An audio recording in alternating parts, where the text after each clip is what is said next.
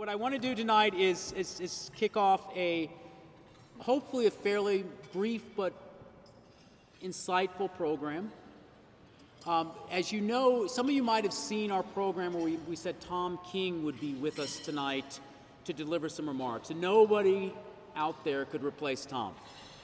One of the funniest, most insightful people out there. He, up until just a couple of weeks ago, desperately wanted to be here. I will paraphrase his email he sent me. He said, I desperately wanted to be there to kick Floyd's butt in public. Unfortunately, health issues kept Tom from being with us here tonight. So we went with Plan B, which is a series of talks by the directors, the people who have run the American West Center, to talk about the center and what it has meant to them and to a larger public. But before we get to that, what I want to do is a couple of things. I want to acknowledge again our sponsors for this event. And so I'll run through that list, and I know I read this before, but it's important because we had some very generous people who allowed us to put this really great event on.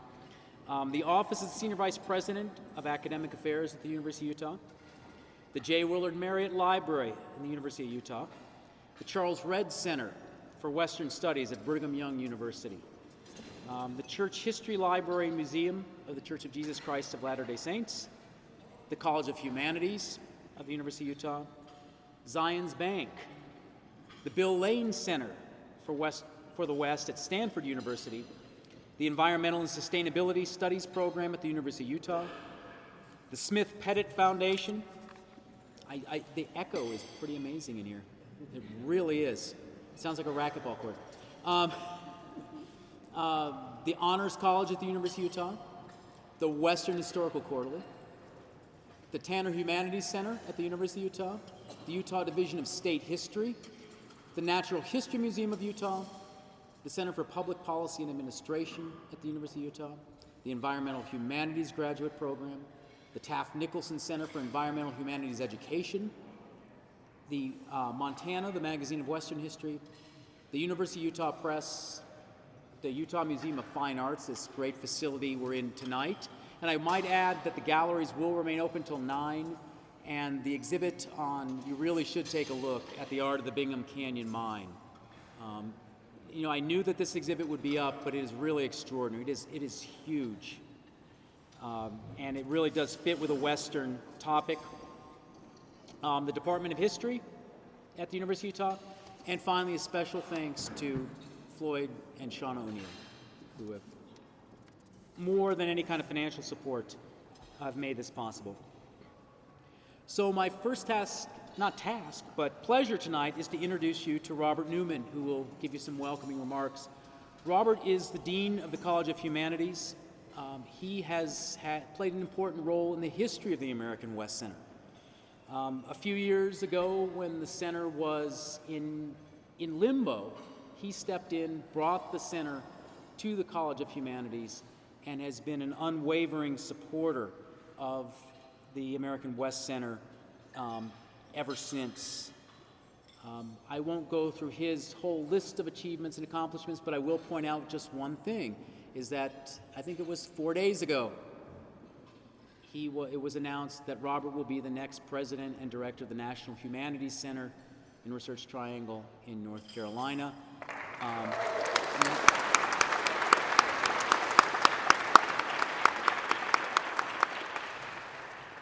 We'll definitely miss Robert here at the University, and also Vicki, who is leading our Vietnam War Oral History Project at the American West Center now. But there's probably no one more capable of leading that National Humanities Center, this important job. And so without further ado, I will bring up Robert Newman.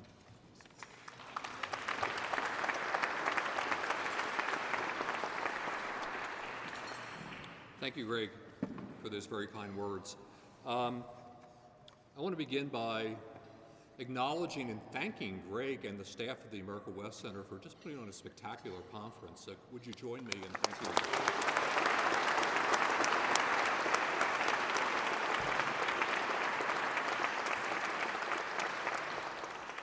me get rid of this thing. Yeah. It's my great pleasure to congratulate the America West Center on its 50th anniversary. I consider it a centerpiece in the College of Humanities. It's a focal point for our expanding interest in interdisciplinary studies and in community outreach. The America West Center has been at the forefront of our outreach efforts to the native peoples of Utah and of the West. It's been a leader in the field of oral history, best known for native oral histories, and now launched on gathering the compelling histories of World War II and Iraqi-Afghanistan veterans, as well as the much neglected histories of our Vietnam vets. The America West Center has been a training ground for publicly engaged scholars. It's inspired the creation of similar regional centers across the West, and of course we have a representative here in Richard White, who gave, I think, one of the most compelling introductory lectures yesterday, which I think should be a model for all of our students. They all should be required to listen to that lecture when they enter the America West Center. So thank you, Richard. The America West Center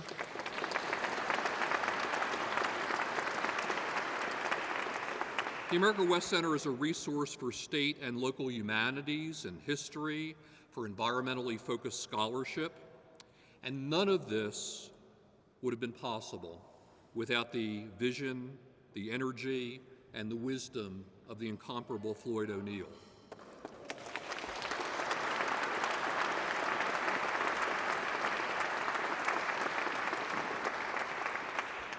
Now, I want to wax a little bit personal here because I grew up in Philadelphia. I was born in the East. But when I was a little boy, I was always a great fan of films set in the West.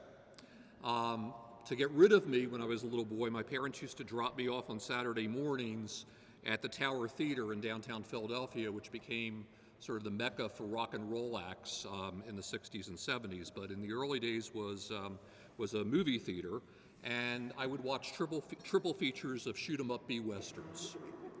And I still rewatch and I marvel at the crane shot in High Noon, rising above an abandoned Gary Cooper on a dusty small-town street. And if you look very, very closely at that crane shot, you can see the telephone poles in downtown Burbank as they interrupt the supposedly quintessential 19th century mythic experience. The West has always been the site of surprising and dramatic contradiction. From what's traditionally treated as the inaugural episode of Western history, the Lewis and Clark expedition of 1804 to 1806, to Frederick Jackson Turner's thesis about the end of the frontier, to Horace Greeley's advice to young men to go west to make their fortunes, to John Ford's Monument Valley, the controversies over Lake Powell and the tragedies of Downwinders, the West has been our expansive site, where the tangles of people and place, of myth and reality, of wilderness and civilization are most productively explored. Thomas Jefferson told Lewis and Clark to look for mountains of pure salt, and he gave them a glossary for conversations with the Welshmen he thought that were living in North Dakota. He fully expected they would come face to face with dinosaurs in their expedition. Explorers who mapped the newly acquired land projected their values onto it, just as the land impressed its own realities on their thinking. Our own late Dean May did pioneering work, demonstrating how different clusters of values shaped distinctively agrarian development in Utah, in Oregon, and Idaho villages after the Civil War. And a single animal, the horse, allowed Native peoples a burst of power and an array of new possibilities. But the effect of biological invasions of cattle and sheep and weeds interrupted native living patterns and permitted the seizure of ecological space by Euro-Americans. And the West has also been approached as a new Eden, a second chance for human redemption, a site for regeneration through violence, a shameful juncture of conquest and genocide enacted against its indigenous peoples. And more recently, as a site for unearthing the numerous untold stories of immigrants, women, various ethnic minorities, and floral and faunal influences. The American West contains the place of possibility. At this center, in particular, for the most cutting-edge interdisciplinary scholarly and pedagogical inquiry. With the great dynamism of recent directors like Dan McCool and Matt Basso, and now Greg Smoke, the center has really influenced everything that we do here in the university. And we've also had the wonderful influence and assistance of Greg Thompson, who is such an amazing resource for the entire university.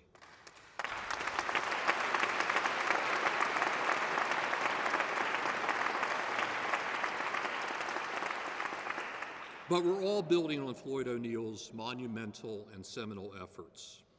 They've defined the field in which he personally mentored the current generation of scholars in this area. So it's my pleasure and my privilege to welcome you all, to congratulate you in terms of this celebration, and now to introduce Floyd O'Neill.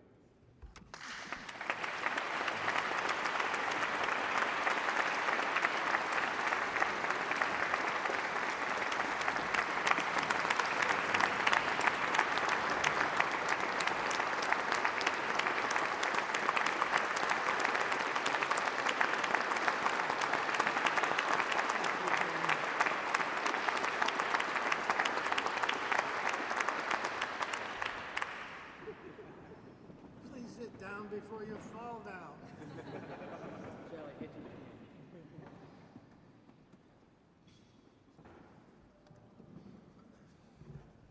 I'm very humble tonight. I also want to tell you that I have spoken at length with the man who was to be our speaker tonight, Thomas King. He worked at the American West Center and damn near drove me nuts at times. It began a long time ago when he told everyone that I was his father. One time in Reno, Nevada, the Western History Association was meeting, and Greg Thompson and I walked into the lobby, and Tom, who is 6'5", picked me up like I was a baby. And this arm is a bit disabled, and he held this one, and I was carried around the room while he was kissing me on the cheek and telling everybody that I was his daddy. The American Indian folks who were there waiting,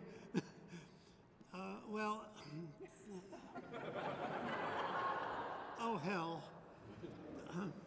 When he was doing his doctoral work, he told me that he would include me in a book. My name would be there. Well, the first one was a person named Floyd who wasn't too bright. The second one was Floyd, and he was all right, except he had him shot in the 4th chapter. It went on, even to his most recent book, his 13th, by the way. And Floyd O'Neill is a graduate student at Stanford, giving directions to people, and that's all he's doing.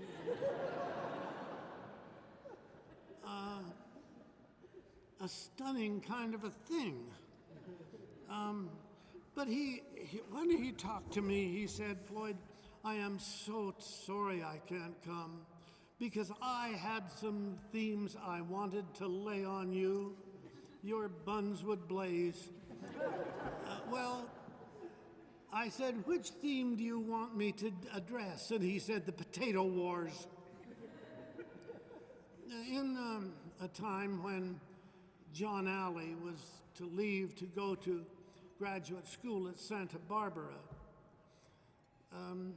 as a joke, I sent them in the mail just a small box of potatoes. Well, several other people in the American West Center started sending them potatoes. John, you're a potato head. We know it. I mean, we had fun. We could laugh. And I miss Tom so much. He has been, for several times now, the third best-selling author in Canada. His newest book, The Back of the Turtle, is a wonderful novel. Environmentalists are going to love it. He sent me an advance copy, and always the copies he sends to me, they are inscribed to me. From your long-lost bastard son, Tommy.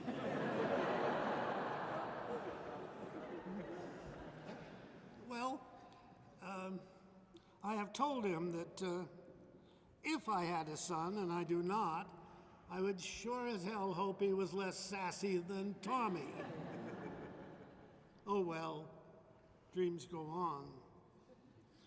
Tonight, I want you to know that I am deeply grateful to the people who followed me. To Pat Albers, to Dan McCool, to Mr. Basso, who knows how to be sassy, to Greg Smoke, whom I picked on a lot of years ago. He damn well had it coming. But I am deeply grateful that they have continued to allow me to loiter about the American West Center and once in a while offer an aphorism.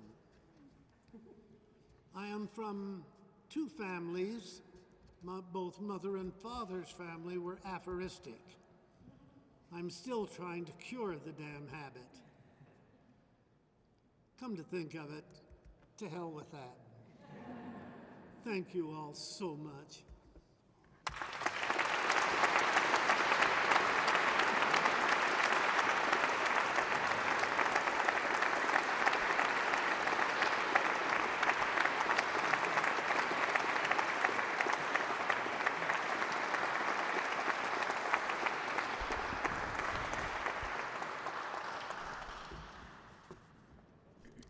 Back in 1996, can everybody hear me? I don't think I can project as loud as the preceding speakers. When I was still here in Utah, a neighbor of mine who was a local artist, his name was Paul Frisbee, created a refrigerator magnet which says, Utah, exclamation mark, Centennial 1896 to 1996, 50 years of progress.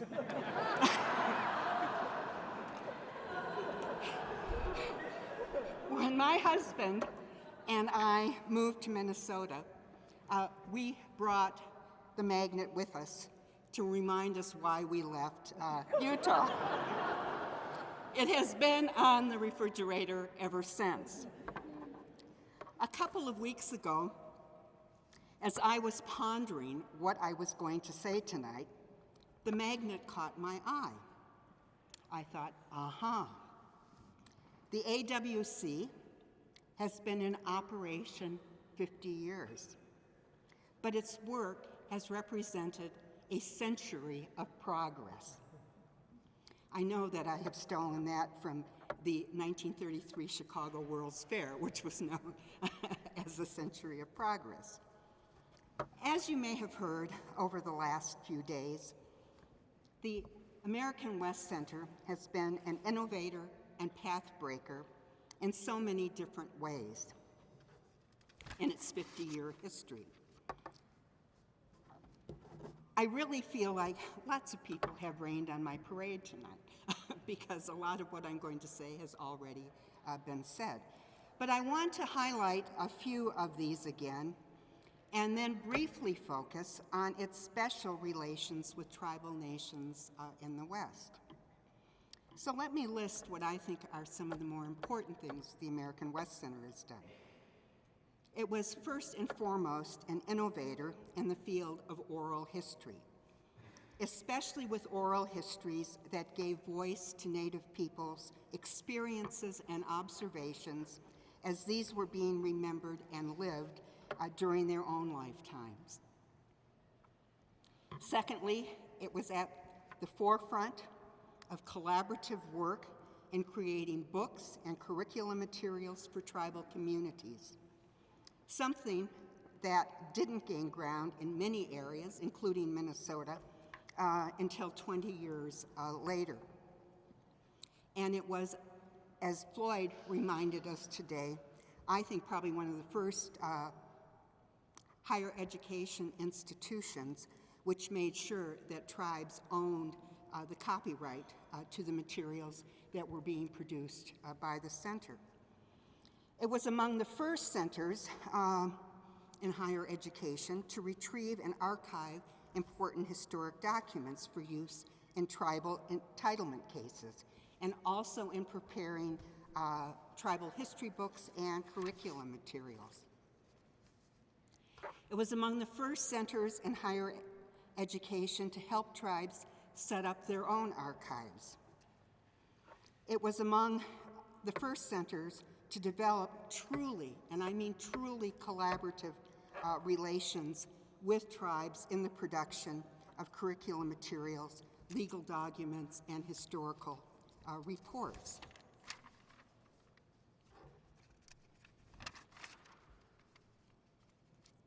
But I think the most important thing about the center, for me, when all is said and done, is the nature of the collaborative work that the center did with tribes. This work was done with an amazing amount of goodwill. I had always felt in the years that I have been associated with the center that there was not only goodwill among the people who worked in the center, but there was incredible goodwill with the communities that we served in the work that we did. There's a kind of mysterious, magical equation that goes on when you have goodwill with people. And I think that goodwill creates incredible work that people are happy with, work that they are delighted to share with others around them. It's not something we can quantify. It's not something that's easily qualified either. It's something magical in the air. And that's something that the American West Center, I believe, has had. It was like my grandma used to say to me, Patty, you don't go into the kitchen angry because you're going to spoil the food. It's not going to taste good. And she used to say that to me because I always, oh, Patty, it's time that you come and do, kitchen duty. And I was always sort of bitter and angry. And she would always remind me that. And it's so true. And I think that, I think about that when I think about the work of the center, because people didn't go into the work with anger. They went into the work with great goodwill. I think this was one of the reasons that our work, when I was the director on the fisheries of the Shoshone-Bannock peoples, came out so well. And I think it's also why that work has been well received by the tribe and also has had the impact it has had on other government agencies. Now, one last point that I want to mention is that I haven't yet reckoned with Floyd's age, which I want to do now. He was old when I first met him back in 1973, when he corralled me from Stewart Building, where I was isolated among this hive of sociobiologists, and brought me up to the American West Center. I only learned recently what Floyd's real age is. I went online this past fall. I was looking for a book that I'd seen in the museum gift shop in Vernal, which was a book on photographs of the Ute. And they had sold out. And since one of my areas is the representation of American Indian people and other people on photographs. I really wanted to have a copy. I couldn't find it on Amazon, Barnes & Noble, but I was scanning through, seeing if there was any interesting things on the Ute people that I had not read, when I came across a publication of Floyd O'Neill's. And I looked closely. I couldn't believe my eyes. And of course, my undergraduate students say, everything you want to know, the truth is on the internet. It was published in 1901. And I thought, oh my goodness. I mean, what does that make Floyd? I mean, a conservative estimate is he's somewhere north of 130 right now. Now, Floyd, that's old.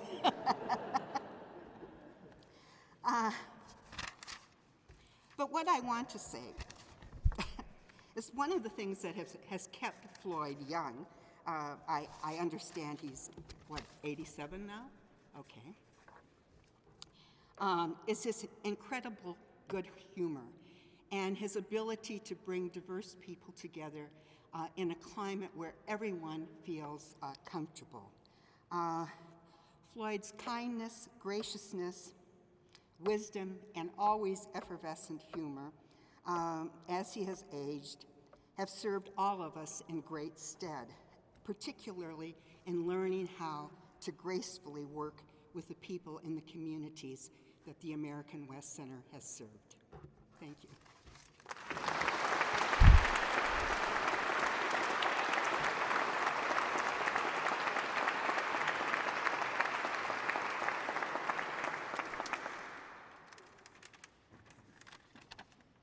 I'm so glad there's a step back here.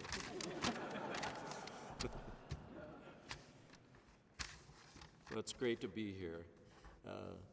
When I became director of the American West Center, it was already kind of a legend.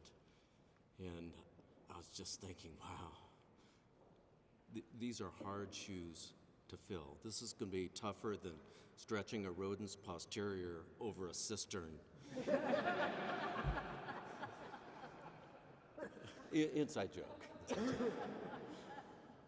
It was such an honor to work with Floyd. Floyd was actually on the search committee that hired me, and I remember we went out to dinner at the Old Manhattan Club, which is probably the ritziest place I'd ever eaten in my life. And I remember going back to the hotel that night and thinking, wow, I guess you have to use really colorful language to get a job here. I don't get it. And I also have to mention Greg Thompson. Every time I wanted to start something, or I had an idea, or I needed money, and those are often intertwined, I said, I'll go talk to Greg. That's step number one, and he will be an incredible source of ideas, and I always felt better after talking to Greg Thompson. So he is the best friend the American West Center ever had. That guy right there.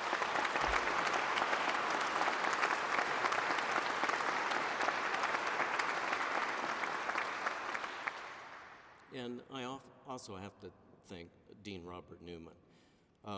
Maybe you don't realize this, but there would not be an American West Center now if it wasn't for Robert Newman. We had a different person who thought it'd be a really good idea to terminate the center and close it and take the money someplace else. And I heard this sort of like hi-ho silver off in the distance, and this masked man came riding in, and he saved this center.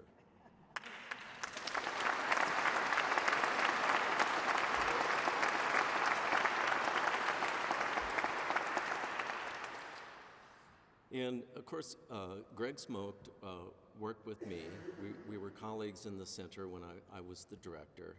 And I really think Greg was genetically predisposed to be the director of the center. It was like he was born for this job. All right, there.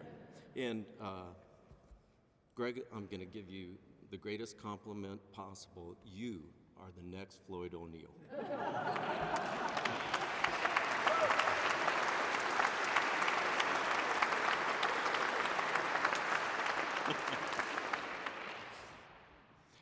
I think the most magic moment when I was director was, and this is kind of an emotional story, so I'm going to try really hard not to choke up, but I'm going to try to get through it anyway. And if I do choke up, I always try to look at the lights and try to guess their wattage. So, if you see me doing this, I'm just trying to maintain, is that a 60 watt or what? But the local rabbi called me and he said, do you have any veterans that you interviewed in Saving the Legacy who took part in the liberation? I said, yeah, we have quite a few. And he said, I'd like to have a luncheon where we get them together with some of the Holocaust survivors. So I called some people and we got them in a room. And this fellow, his first name was Abe, I've forgotten his last name, but he told this story about, he was in a death camp, and he was 16 years old, and he knew his time was very limited, so it was a race between whether the Americans got him first or the Nazis got him first. And as he told this story, the veteran who just by serendipity, we didn't plan this, sitting right next to him, started to tear up. And the veteran looked at him and he said, Abe was talking about one day the tanks came through the gates and these American soldiers showed up and he said to himself, I'm gonna live. And the veteran said, I was one of those soldiers. Wow, what a moment. That is the power of oral history right there. What a moment. And I have some other things to say here, but I'm just too choked up to say them. So thank you very much.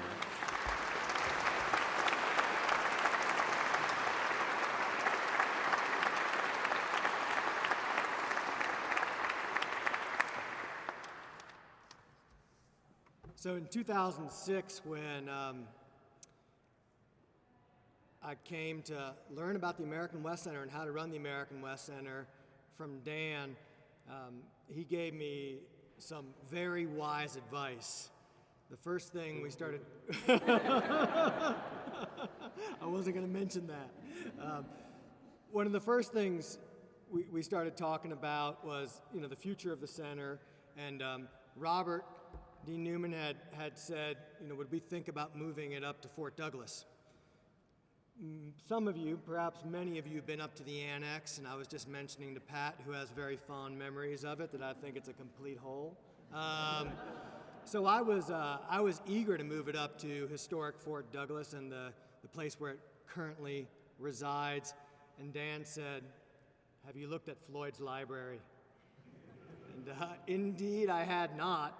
And it was a significant chore to get Floyd's books and Floyd's bookshelves up to the American West Center now at Fort Douglas. But the most important thing that Dan said is you've got to convince Floyd to come along.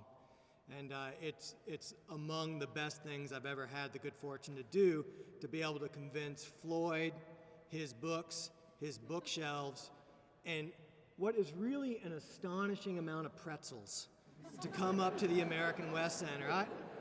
I had never seen so many pretzels in my life. I'm still mystified at the unending quantity of pretzels that every year seems to appear at the American. I don't know where they come from, but there's this unending bowl of pretzels. It's a very peculiar thing. Floyd explained it to me that this was in large part a payment to the graduate students.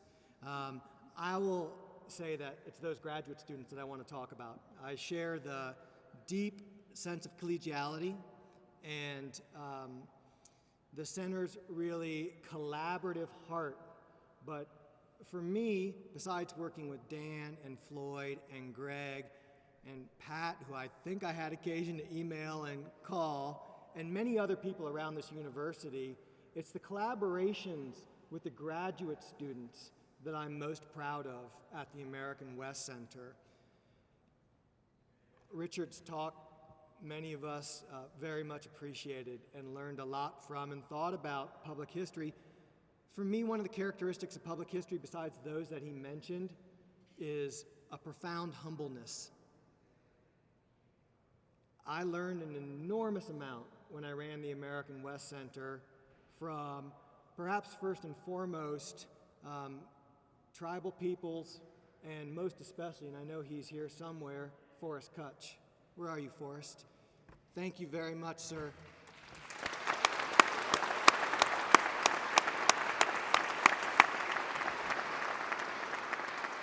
Now, I've already acknowledged Floyd. I've acknowledged the work that we did with Forrest, and I'll say a little bit more about that. And I've acknowledged my fellow directors, and I'm going to say a little bit about grad students here in a second, but I'll be remiss if I don't mention Greg Thompson. I know a lot of people have mentioned Greg Thompson, but honestly, it's difficult to convey how important he's been to the American West Center. People talk about the way he's helped us finance the center and so on, but to me, he's the driving spirit behind the unique mission of our particular center, which is to continue to collect materials that help us preserve the history of the West, particularly for communities that have found themselves disenfranchised. And it's Greg who leads that spirit for me. So thank you very much, Greg.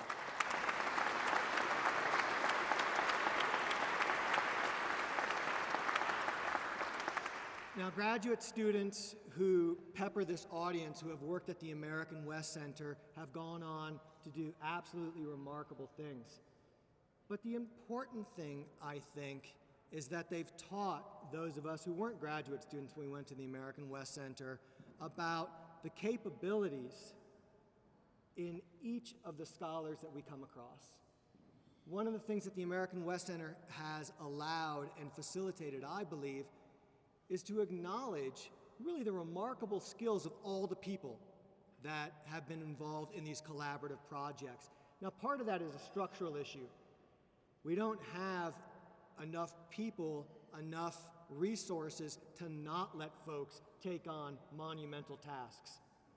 And when it's the case of graduate students, directors have done, I think, their best to try to guide those projects, but it's really graduate students, at least under my directorship, that did the work at the center. And through that ended up, I think, being really the lifeblood of at least our small corner of a new public history future of the West. And I think a lot of graduate students have gotten a lot out of the center, but the center has gotten a lot more out of the graduate students that have worked for the center and for the people of the West. And I really want us to acknowledge that as a labor historian, right? These are typically underpaid, struggling folks who put in an enormous amount of time, even as they're trying to finish their own work on their dissertations, and they don't do it just for training. They do it because they believe in the mission of the center, and they believe in the mission of public history. So, thank you very much.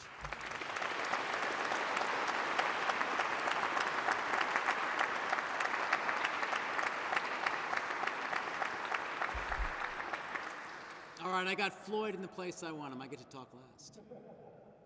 But actually, you know, this weekend we've heard a lot about Floyd, but I think he's kind of chagrined by it, and I think he would be the very first person to say that the American West Center is bigger than one person. And that's what I want to talk about. I sat in this session on Western History Museums today, and Gingy Sheriff talked about the 4 C's of this program. I only got 3 to talk about tonight: change and continuity and community. I was laughing because I thought, wow, I'm down 1 C. Communities always change. If they don't change, they cease to exist. But also, if there's no continuity, they're not really a community anymore either, right? And so the American West Center, I think, more than being a director or anything else, is a community, and that's what I want to talk about. So the generations of graduate students that Matt mentioned are the change. And I was there for I was not there as long as Winston. I think Winston sets the record, 22 years. And how many? 46. It feels like 46. But I was there long enough to overlap a lot of people. I was there long enough to see this generational change as well. And so the generations of graduate students represent the change. The continuity, though, and this is something that Floyd would really emphasize, was mentorship. That's the word. That's the real word here. In my acknowledgement for my dissertation, when I published it as a book, I said that I was incredibly blessed to have 3 mentors. People are lucky to have one. I feel doubly blessed that all 3 of them are sitting here tonight. Richard White is sitting right there. Pat Albers is right there. And Floyd's sitting there. And that's really, for me, the meaning of the American West Center. Mentorship is the greatest lesson that I learned there from Floyd and from Pat. And from Dan, who is a friend but also a mentor. And from young Professor Basso, who you may not know, but 2 years ago was honored by the University of Utah for his mentorship of graduate students.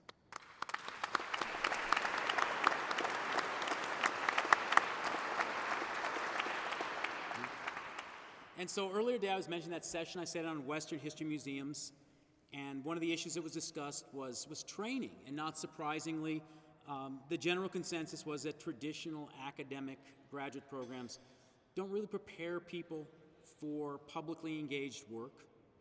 And there are, of course, public history programs out there. I was lucky enough to teach in a really good one, I think, at Colorado State University, represented by that table of folks over there. But in teaching public history for a long time now at a couple of different universities, I'm the first one to say I never took a class in public history in my life. Never. I did it the old-fashioned way. I did it through an apprenticeship. I did it by working for Floyd and for Pat and for Dan. Right? I never took a class in oral history. I sat with Patricia Albers, who really needs to be acknowledged as really one of the great friends of Native people in this country, who has done such great work because she does listen. We heard people say that earlier. I sat there and watched her and listened to her as she conducted oral histories. I didn't take a class. Right? Floyd took me on an airplane once to Boise, Idaho, to meet with the Assistant Attorney General of the state of Idaho, who we would continually face off against, especially during Pat's years. And you got that experience. I told Dan earlier, just the other day, I had the privilege of interviewing a 92-year-old World War II veteran who flew 66 missions in a B-25. And the commitment of the American West Center to recording the stories of veterans of Utah began, really, Dan really started that. Right? So it's this, I hate to be, I'm not going to be maudlin and say this pay it forward thing. Archives, I spent a summer processing, they're sitting side by side there, processing the papers of Richard Hart on the Zuni cases, which you talked about, for Greg Thompson, who I still, whenever I get to talk to Greg, it's usually very rapidly, doing lots of business very quickly, but who is really, truly our greatest friend, and is, next to Floyd, the person who's been associated with the center the longest. Right? And I'll just close with one anecdote, and it's not going to be that spectacular of an anecdote, but last fall we were down in Tucson, a lot of us, for the Western History Association, and Floyd arranged for a tour of the Tohono O'odham Cultural Center. And so all of us are going to pile into cars and go out there to Sells, Arizona, Bayonne Sells, and see this place. And we're going to get this behind-the-scenes tour. And that's because of the relationship that Floyd and the American West Center had. And as we were there, sitting in that room, I looked around the table, and what really made me happy were these generations. Floyd was there, but so was Greg and Richard. I mean, the senior citizens, sorry. Right? And then there was sort of the middle-aged crowd. Where's David Lewis? He was there. He's sort of the middle-aged crowd. I'm kind of a little bit behind him, right? But what I was really happy about is that Leighton Quarles, who's back there, hiding, and Cassie Clark, who's back there, who are the assistant director and the program coordinator for the American West Center, they were there too. Not only did they get to be there, they got to ride out there with Floyd and Sean in the minivan. Floyd said, Greg, do you want to get in? I said, no. No. You two get in there and ride. And I did that on purpose. I don't know if anybody's heard this story. I know I don't have told anybody this, but I did that on purpose because I wanted them to get the full Floyd experience. And they did. They came back and they said, wow, that was like this crazy but really cool road trip with my grandparents.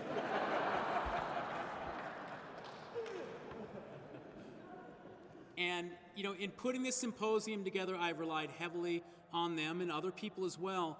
But for them, I really saw it as kind of this, as mentorship, right? I try to keep them in the loop. I try to expose them not just to the good stuff, but to the hard stuff, to the political stuff, to the ugly stuff, right? I want them to know what goes into doing this. I wouldn't have known that without Pat, or without Floyd, without Dan, right? I wouldn't have known that. But they made sure that I was included. And so when they move on, my fondest hope is that not only do they have a meaningful employment somewhere, which we always say that's a great thing about public history, right? You'll find a job, right? But they have the opportunity to mentor the next generation. And for me, that's the real meaning of this place, the real meaning of the American West Center. So thank you all for being here.